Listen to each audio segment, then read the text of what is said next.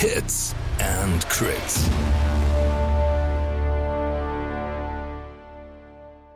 This video is brought to you by Asmodee and Fantasy Welt. What's up, Hits and Crits family? Welcome to a new video on the Tattered Prince. And today I have Hotshot with me. Hotshot is the guy behind the Tattered Prince Commander version, which we included in the box.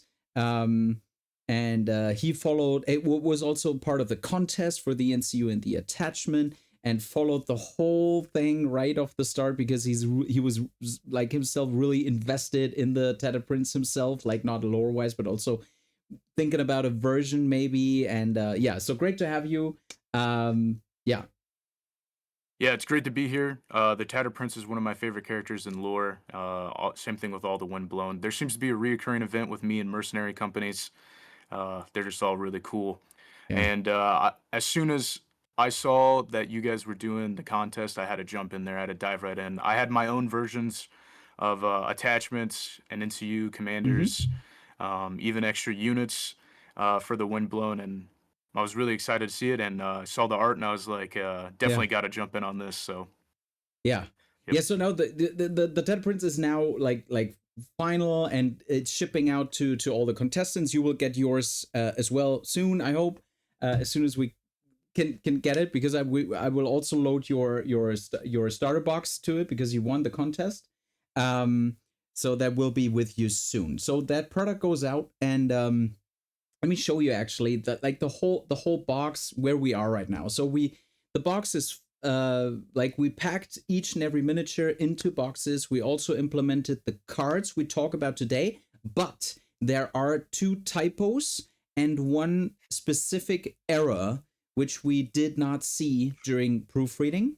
So the one, especially, and we will talk about the card. That one particular card is Twisties and what Tattered and Twisted. Tattered and Twisted is a card which, when you receive your box, it will be pretty strong. So I recommend you print your own version and just sleeve it on top of it, because it's a little bit too strong. But this is one reason why we do the video. So we packed everything in the boxes, and the boxes will go out soon. Yeah, you go. The typo, 100% my fault, not Hits and Crits. They sent me the project, and I was so excited to get on it. And then the holidays hit, and I just stopped doing everything. I just wanted to relax and have a little vacation. Good, man. Then the day you were like, "Hey, we're really excited to ship these out," I was like, "Okay, cool." And then I looked over the cards, and I was like, "Oh no!" Oh no! I felt so bad about it. Yeah, but the 2 typos are not that. I mean, not that bad. I mean, it's on morale, right? We forgot the E. We forgot the E on morale, and so the typo isn't that really bad. But I feel, and we felt we need a video to explain why the Commander version is built like it is, and where the typo or the error on the card is, so you guys know when you unpack your box, you know what you can expect. And yeah, that's that. That's basically it. Yeah. All right, so before we jump into the rules, I really want to show off the great paint jobs, which we got in front, or before we got all the boxes put together. So we got these great 3 individuals, Chris, Mitch, and Aston Flaygood, who painted 3 miniatures up for and send it to me so we can photograph them and include them also inside the box. You will find an inlay. You might check out the unboxing video. I have one video up where we basically unbox all the content, the contents of the box. So there is an inlay in there explaining the backstory on Tatters, showing off these incredible paint jobs. And since this was not enough, Mitch really hit it out of the ballpark with this one. So he did another one with full diorama in a really old cool frame. So still trying to grab that one, but it's still with Mitch. So probably that's for him, for his wall. I don't know. But this is pretty awesome, and I just wanted to show that off. All right, so enough with painted miniatures, or probably not enough. I really hope this is a shout out to each and everyone that receives their box. When you receive your Tattered Prince box, please paint it, because it's really neat to paint, and share pictures in the Discord. All right.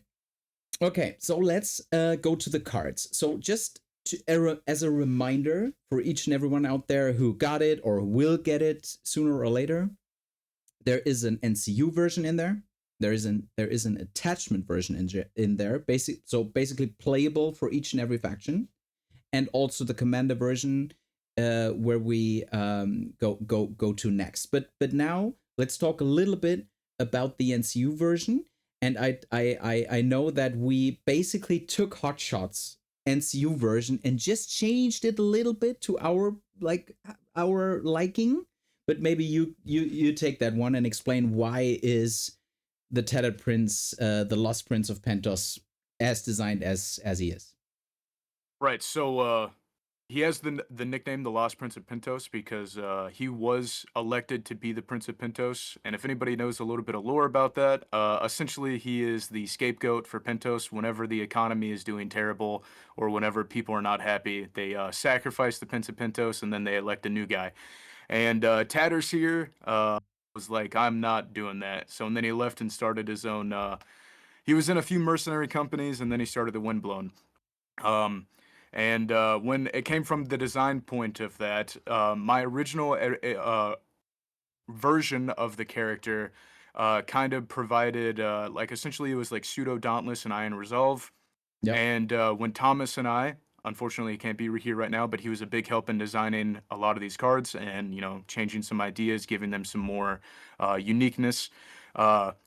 We came together with the idea of providing an influence that gives you multiple different options, so it's very flexible. And if it's a neutral unit that you attach the card to, which hopefully we will see a lot, you benefit from 2 of the 3.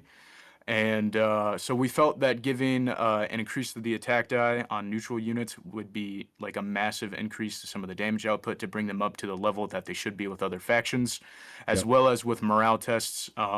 There's not a lot of Iron Resolve or Dauntless or any effects that help reroll. Well, there's a few reroll morales and auto passes with commanders, but the units themselves are kind of lacking there. And you throw a few corpse piles against some bloody mummers, and all of a sudden you're taking 2 or 3 wounds on failed panic test all the time. And then we kind of felt that other than Stormcrows, the 7-point dervish unit that has the swift strike, there's not a lot of mobility within neutrals. So you're gonna see there's that reoccurring maneuverability, especially with some of the tactics cards. But so we give them +1 movement, which can help a Yep. lot with hedge knights. Bring them up to 6 movement, get some better charges in. And then there is a second ability, which is Wayward Commands for the NCU, which is pseudo assault orders when you claim the bags. The bags is really important for a lot of the neutral decks, so you want to be in control of it. And sometimes the removing a condition token or the wounds isn't enough. And we felt that giving them their own version of assault orders could bring neutral, the faction neutral was the whole idea. Of course, other factions can use it. But Tatters is a 5-point NCU.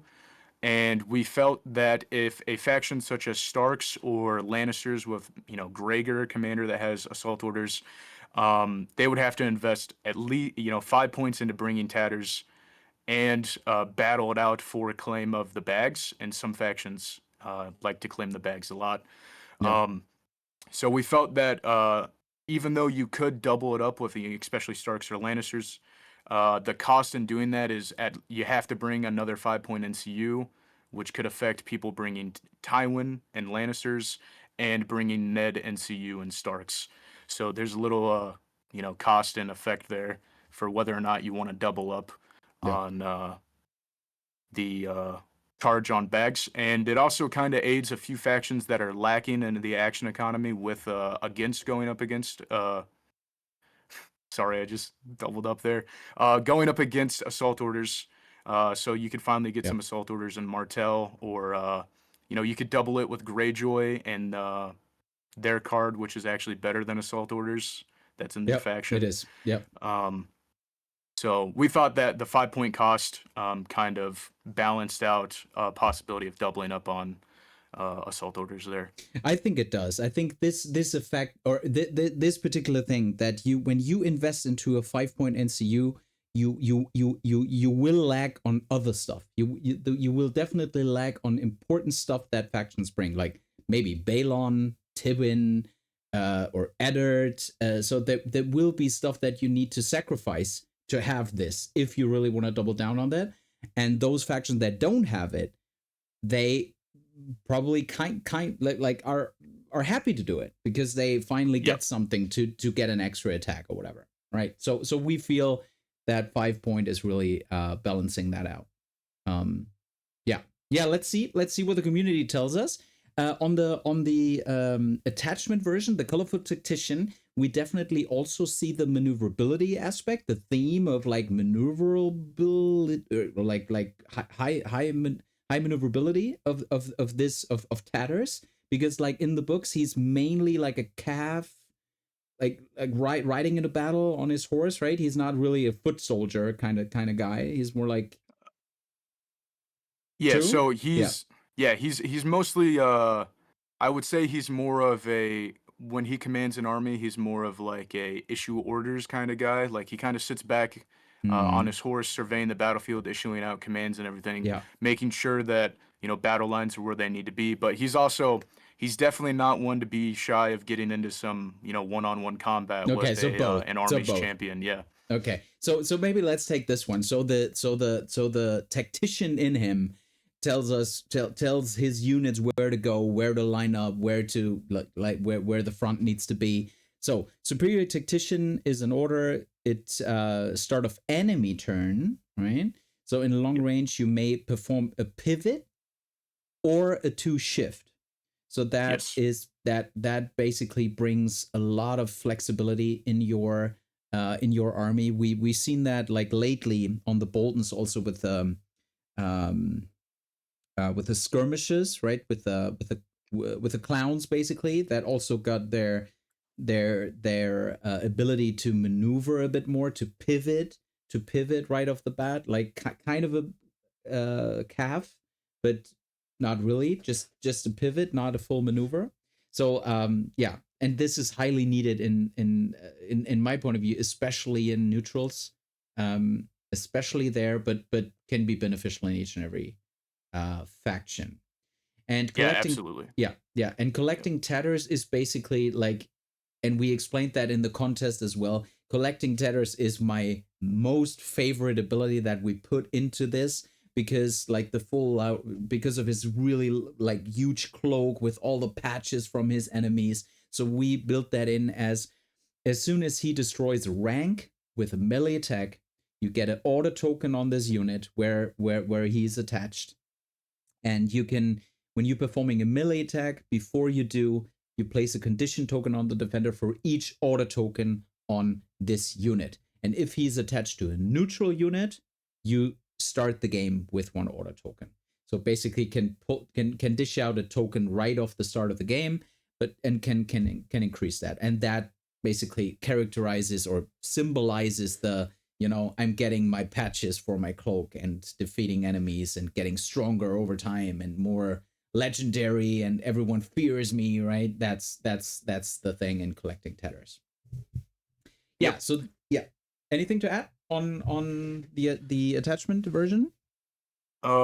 Just on collecting tatters, from a lore aspect, it's very much his character. You know, sewing together cloaks and banners from the banners and tabards of his fallen foes is very sweet, and a way to bring that into the game is awesome. And I know when we were talking about that ability and whether or not we wanted to change some things, and you'll see there's a similar version of collecting tatters on the commander version of the Tattered Prince. But for this specific one, we wanted to kind of bring a mix of so there's Aria, the neutral attachment, which is when a friendly unit loses a rank, you put a condition token on her unit, and then when you perform a melee attack, you can destroy eliminate the an attachment. Yep. Yeah. So we wanted to kind of combine that along with there's some other order token attachment systems in the game, and we felt that throwing out more condition tokens, which is kind of a lackluster thing in neutrals, at least from my point of view. I could be totally wrong. I don't play a lot of neutrals, but it just seems like something to help bring some more competitiveness, because condition tokens are so important in this game. that, especially if you go up against Lannisters or Boltons, where almost every turn when they're performing an action, they can throw out a condition token, like with Mir and Trant. So we thought this was a good way to bring some more offensive or defensive with weakened capabilities to the faction for neutrals. But also this goes for every other faction because he's an attachment.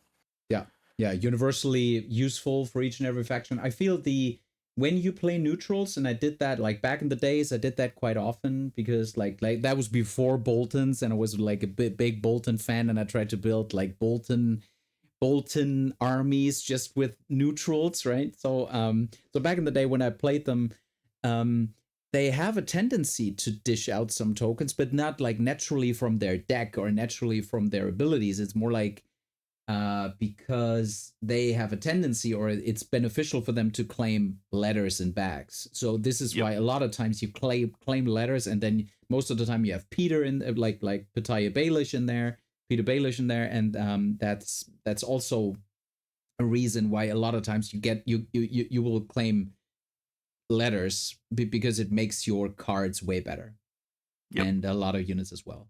But that's it, yeah. So with this theme, Hotshot was kind enough to provide a commander version, and the reason why we and I just told him I actually don't know why when we send out the contest why we didn't do a commander version right off the start of this contest. I don't know, but Colvox, who does the milestone campaign, did actually we had Hotshot's commander version before that. He sent it right with the contest, like everything in one go, but Colvox reached out to me at some point when he's seen the miniature and the contest was over and everything.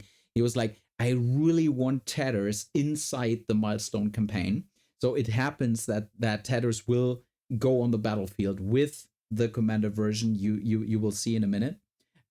So he basically gave the kickstart for me to reach out to Hotshot again and say, hey, you got that commander version, right? You had that, right? And then we started to work on the commander version. And again, now we will talk about the commander and talk about the error which we put in the box in the first 40 issues. After that, we have the error corrected, and future cards will go out in the right perfect proofreaded way. So that's the commander version. We triple checked times twice, whatever that one is. Now it's 6 times checked, so I hope it's fine now. All right, man. So I give it to you. It's your work. It's your fully your doing. So this is for you. As well as Thomas. Don't forget, Thomas was in there and too. Thomas. But, yes. As a team member, I always forget. Right? So, but yeah, Thomas and you, Thomas and you did it. So yeah. Yeah, so the commander version of the Tattered Prince is Commander of the Windblown, because that is his mercenary company. He's the captain of it. He is the creator of it. And the Windblown has about 2,000 mounted and unmounted men, and it's one of the more pricier and reliable mercenary companies in the Disputed Lands in Essos. However, they do some funny things, like we're losing the battle. Okay, we're going to switch teams. So there's a little bit of that goes on with the Tattered Prince. I had a lot of fun creating him. I had a lot of fun going through some of the quotes for the back of the cards to find things, to point out some of my really fun. One of the really cool things that he talks about how people feel about him. Like one of my favorite quotes from a Game of Thrones, or not a Game of Thrones, but a Song of Ice and Fire, is there's an unknown sellsword, and he goes, you'll ride to battle with the Tattered Prince and come home richer than any lord. And if that doesn't tell you how Tatters is as a commander, he definitely likes to win. He's not going in to lose. He's going in to win the battle, and he wants to ride home to his castle in the Disputed Lands with some gold. And I hope we brought that feeling of the character to you guys. I try my best to keep things as close to lore while making them unique and fun. Some people might say overpowered, but I love constructive criticism. And that is one thing that we've already been hit with, which we will address when we see the commander's card himself here in a few minutes. Yeah, I already pulled it up. Oh, yeah, sorry. So for the commander's attachment, There's Rags and Tatters, which is very similar to his attachment version. And it is each time this unit destroys an enemy rank with a melee attack, place 1 order token on this card. For each order token on this card, gain the following: 1 order token or more, you get Sundering. 2 order tokens. Each time this unit performs a melee attack before rolling attack die, the defender becomes panicked and suffers +1 wound on a failed panic test, which pairs very well with his second ability, which is Enmity and Unease.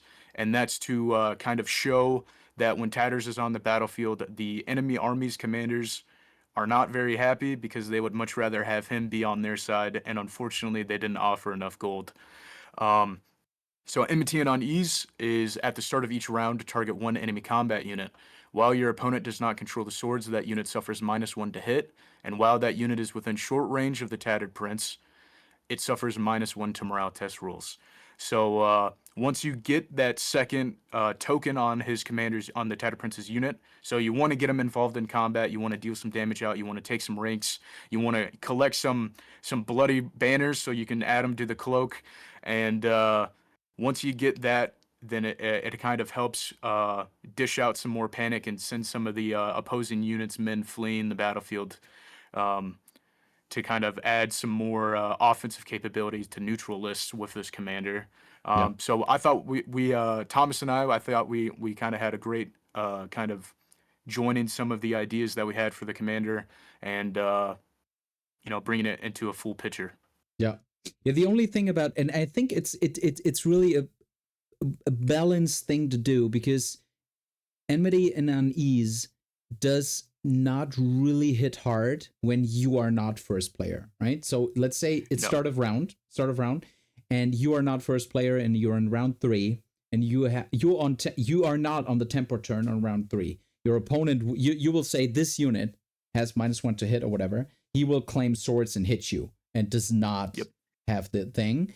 But in later rounds, when you are first player, that could be really cool, right? Because like same. So on the round where you are on the tempo turn, you will block the swords hit, and this particular unit you have chosen has -1 to hit. That's pretty cool. I think that balances it out, right? Because it's like on each and every or on each second round, but not on each and every round. It's really It's very similar to the pseudo disrupt that the Unsullied Pikemen have, which is also if your opponent doesn't control the swords. So, we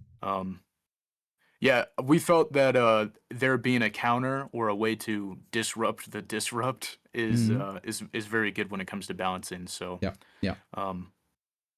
that's why Enmity and Unease is like that.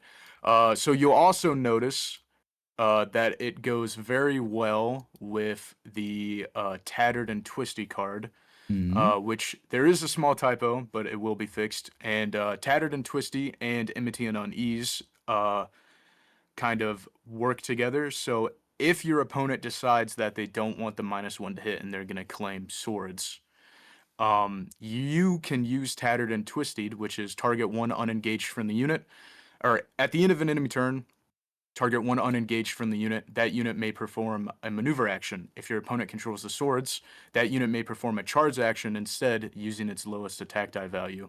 If this targets the Tattered Prince unit, it automatically counts as rolling a 6 for charge distance dice. So we felt that to give the neutral faction some more offensive capability, and there might be some argument that this might be overpowered. The old version of it, we have nerfed it. The old version was just if you didn't control swords at all. So now there is a counter to it, which is just your opponents just don't take swords if they don't want to get charged, an extra charge action. But once again, in the later rounds, taking swords might be very important. So it might be a good idea to keep Tattered and Twisty in the tactics hand, so that you can throw a surprise charge out there. So it pairs very well with his commander card. So we felt that was very interesting. But I think this is really needed. What we cannot forget here is the Tattered Prince, the commander of the Windblown, will only work in neutrals, right? Only in neutrals. You won't play it anywhere else. And I feel the combo of the attachment and the Tattered and Twisty card. For one, you need the card in your hand. That's one. and you need to keep it in your hand for, or if you keep it, or if you draw it early.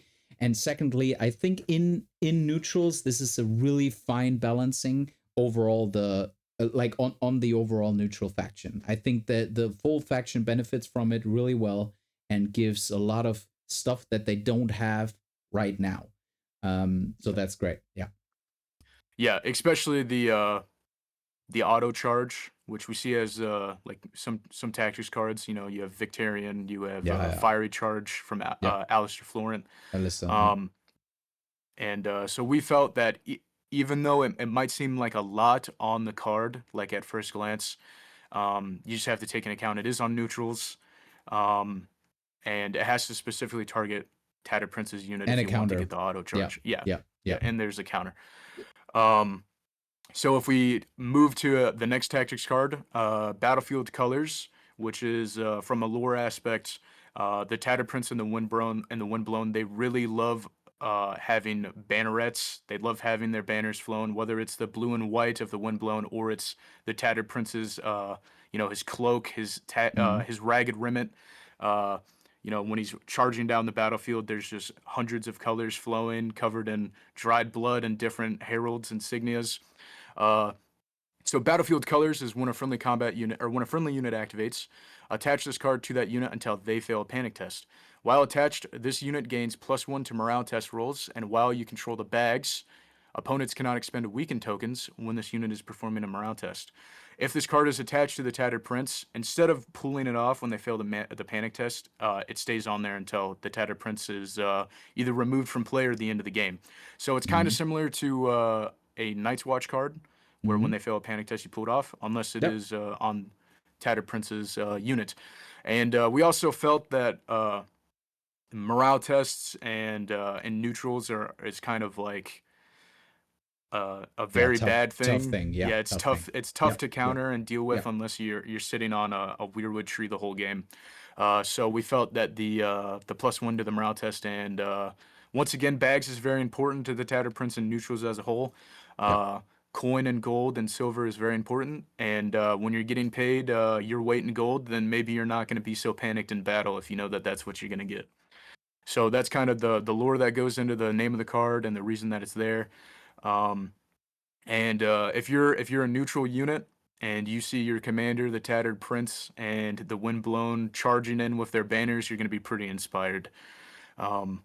So we felt that was a good way to kind of balance a card that is like a place and not have to worry about it. And the buff to morale was really important, we felt, for neutral units as a whole. Absolutely. And finally, last but certainly not least, is Windblown Advantage, named after the company of the Windblown. And it has 2 separate triggers, so it's very similar to the Night's Watch design, but not really. It takes a little inspiration. The first trigger is when a friendly unit performs a charge action before rolling charge distance dice. This unit ignores the hindering, rough, and dangerous keywords. There's almost zero of that. Even dangerous, yeah. So hindering, rough, and dangerous keywords. There's nothing that deals, or there's pretty much nothing that deals with terrain, ignoring terrain keywords in the neutral faction. No. Yeah, none. And then if your opponent controls the horses, you may reroll charge distance dice. So it's a little backwards from what we see in the game already, which is if you control, bags or swords, you get rerolls. This is a little bit to show that the Windblown, they kind of do the shifting of the tides. They do a little backstabbing, and they try and get as much advantage as they can. So when they see that you are controlling the swords or you're controlling the horses, they're going to turn your advantage into their advantage. So if your opponents control the horses, they get to reroll charge distance dice, and if this targets the Tattered Prince's unit, the defender also becomes vulnerable. In the successful charge. Yep. Yeah. Great. The second trigger is when a friendly unit is performing a melee attack before rolling attack die. Choose 1 for each zone your opponent controls of swords or bags. Once again, turning their advantage into yours. Choose +1. This attack gains 1 attack die, or 1 additional attack die. May reroll any attack dice, or this attack gains vicious. Great. So there's not a lot of potentially all 3, right? Potentially all 3. Yep. Yeah. And if this is also if it's off of a charge, then you always get rerolls. So Even if you, I think the two triggers kind of pair very well. It essentially is, if you know that you're going to get an auto charge, you can opt to go for the second one, the Mm-hmm. second option. Or if you're not sure about the auto charge, or you're Mm-hmm. worried about Then you some go for the terrain up. Yeah. pieces, then Yep. you go for the charge buff. Yep. Yep. Great. All right. So again, like to remind you, in the first 40 boxes we put, the tattered and twisty card is wrong, or is like a version which is way stronger, because it's just like if your opponent does not control swords, right? Or Yeah. what is it? The Yeah. the old So version is if your opponent does not control swords. yeah, and together with the attachment, that's quite too strong. But we fixed it after the first 40 issues, so no problem there. And again, it's not that's not like explaining myself too much, but I'm just saying, like, that happens to like even huge companies at times, right? That they have typos, or like that they have whatever, a card not fixed yet. But again, 40 the 41st issue, everything is correct. All right, so that's it. Please put down in the comments below, what do you feel about Tatters? Well, how do you feel? Is that well rounded? Is that a good design, like from a rules perspective? Is it a good lore perspective? Please give us like as much input as possible, as much feedback as possible, because, and I want to end this video with this, we are already in design of the calf version of the Tattered Prince. So the Tattered Prince will be it will be real, and I'm so happy that we got Wolf Miniatures again on board on the team to design the miniature for the Tattered Prince on horse. So there will be a calf commander, which will be the first calf commander for the neutrals, and the only one, and also one attachment that can be used across all factions except Free Folk, obviously. But yeah, for all the other factions as well. So if you have any ideas, there will definitely be a contest. So if you're eager, right? And I'm looking at Hotshot right now. You know, if you have some ideas, you can already brainstorm a little bit what that commander could do, or the attachment could do. All right. I love Cav commanders. Yeah. Love Yeah, and I feel like in general, right? In general, what and there's so much there's so much you could do. Sometimes I feel like too many calf commanders do have something like what's that heal card again? Instead of performing the Cav Yeah, maneuver, they restore it. Yeah. so they skip their maneuver and Muster. heal through. Yeah, so, Yeah, no I think no it's called muster. no, it's something else. But whatever. So I feel this heal card is a little bit overused, but in the end, you still probably need it. To yeah, but yeah, I feel to have a half commander in neutrals is pretty cool, right?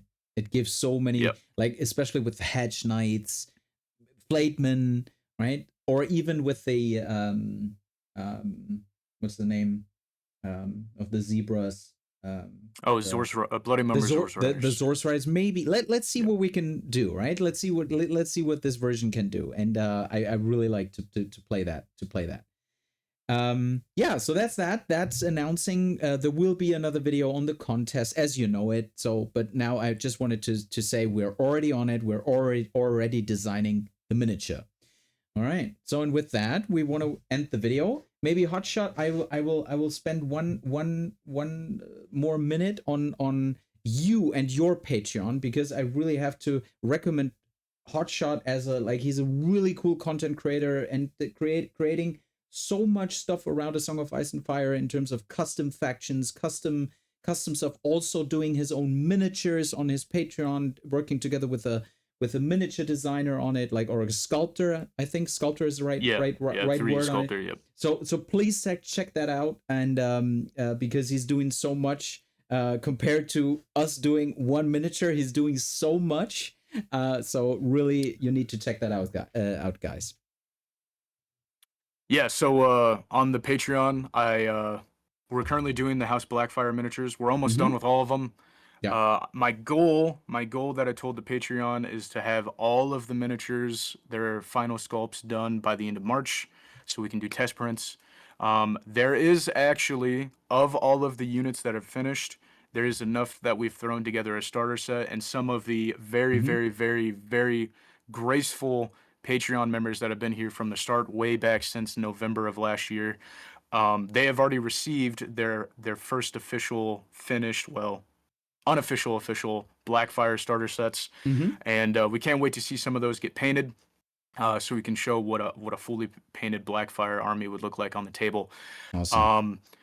Also, other than the miniatures, I post side projects and my main projects. Like I just finished the Robert's Rebellion expansion, which adds Royal Targaryens. It's a whole rework of the Targaryen faction to fit the Targaryens while they had the Iron Throne with, you know, the Mad King Aerys, Rhaegar, the prince that was promised.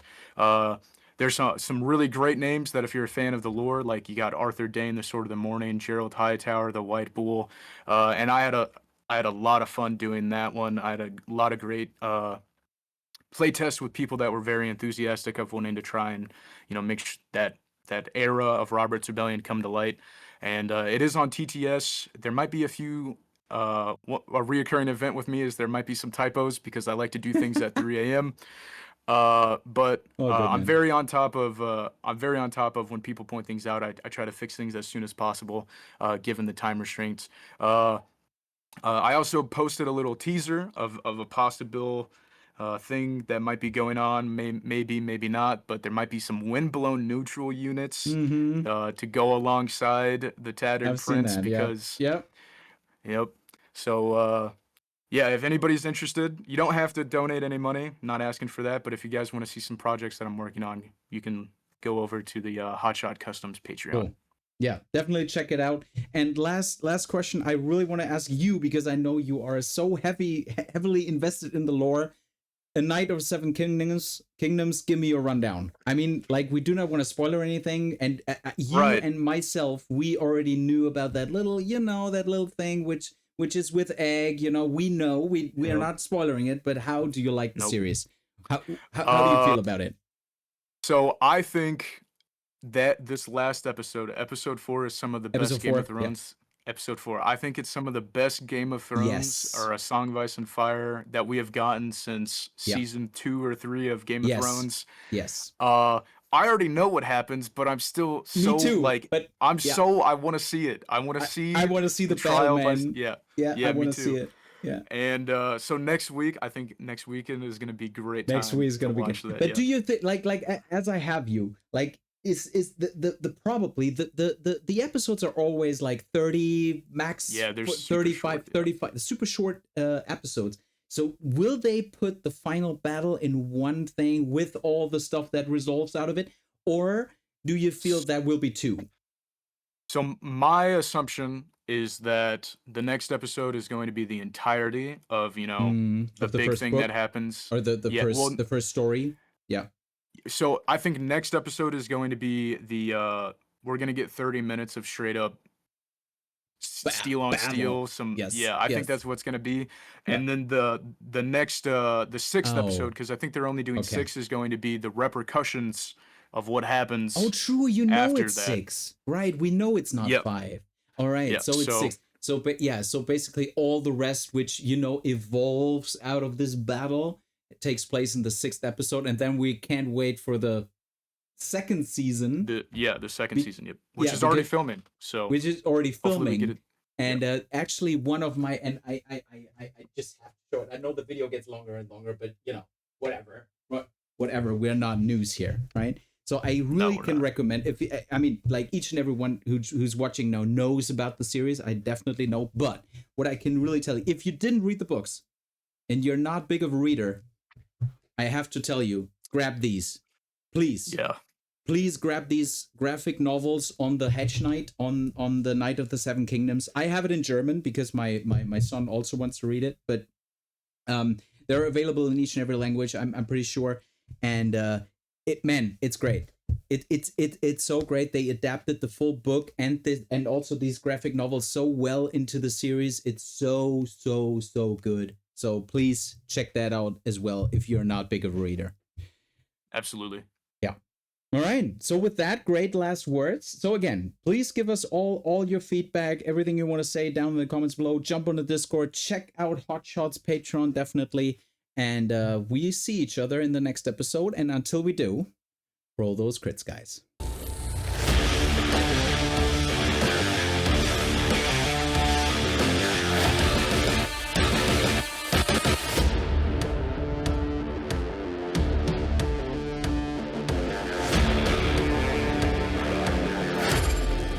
Come for the hits and stay for the crits.